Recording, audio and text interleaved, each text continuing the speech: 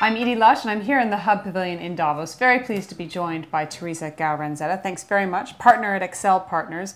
Now, you've got a sort of cheery message to tell me. Yes. Well, Edie, first, thanks for having me.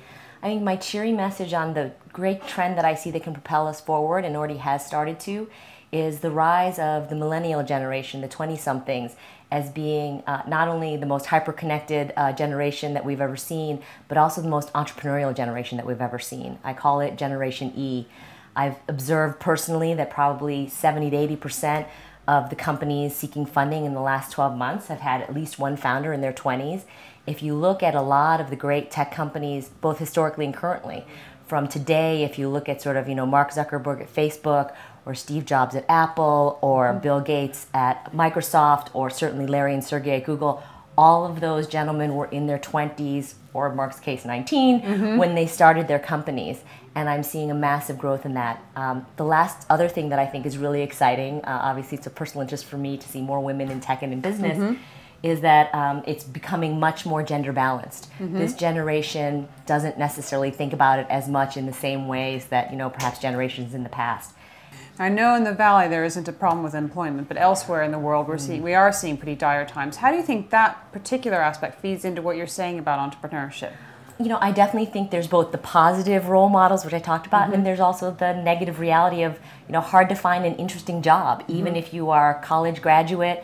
So I definitely think more young people say, look, I can go take this job which may not be so interesting, or maybe there isn't even a job for me at all, or I can start my own business, right? It may or may not be a tech social media company. It could be just something that's my passion, a store or whatever in my neighborhood. I definitely think it's a big part of it as well.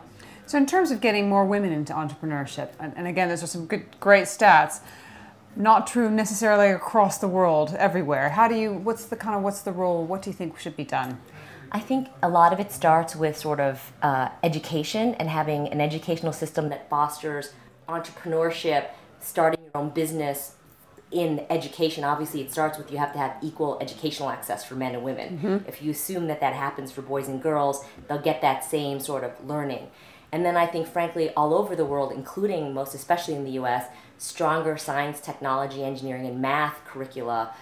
But not just the curriculum, but really the practical application. It's interesting, I happen to have 16 nieces and nephews that are teenagers, and if you talk to them, they all love their iPhones or their Android phones, and they're constantly on Facebook and Twitter. But if you ask them, like, how do you feel about science or physics? And they're kind of like, oh. I'm like, but let me tell you why that is going to help you do the next thing.